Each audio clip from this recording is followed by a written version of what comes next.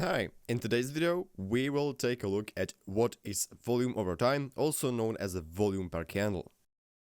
Volume over time shows how many contracts were traded during a given time period. It therefore tracks the volume of each candlestick. These volume bars indicate how large the volume is within a given candlestick. If the volume is above average, the bar is larger. When we track volume in order flow software, instead of bars, we often see color fading. So, the higher volume within the candlestick, the lighter the bar's color.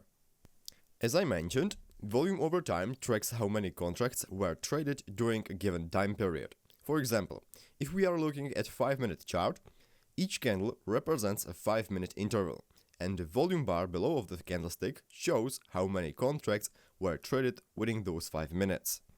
And the same applies for every single time frame. We use volume over time as a confirmation of whether there is activity at a given key level or not. If we want to trade at a given key level, we want to see increase in volume, because without volume we don't trade. That's an important point. When the price at key level shows an increase in volume, we know that large positions are active there. This means we want to see exactly where the volume is forming and how the price is reacting to it.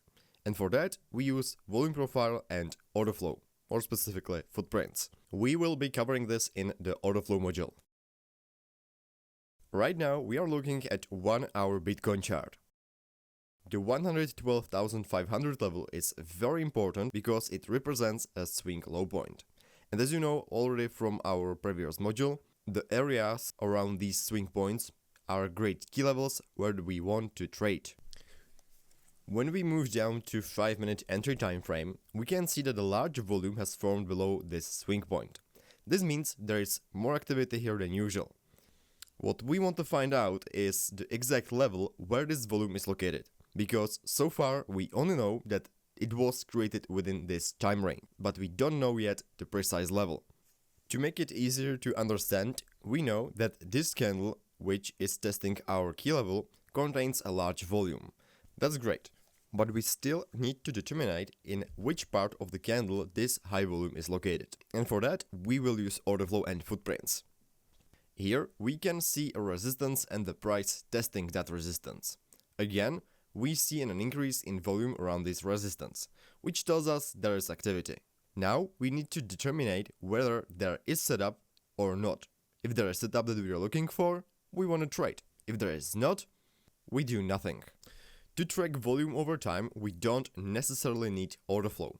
We can monitor volume over time directly in TradingView. Just add volume indicator to your chart, and voila, you got it. Personally, I use single color for both growing and falling volume. The difference between them is actually just how the candle closes. So for us, it's not essential to have them separated by color. So this is volume over time, also known as a volume per candle. If you want to continue learning, check out our website, where you can find full crypto order flow course with free PDFs. Each module has its own videos covering the specific topic, so it's easy to learn. lunaracademy.eu. I'll leave you a link in the description of this video. Thank you so much for watching.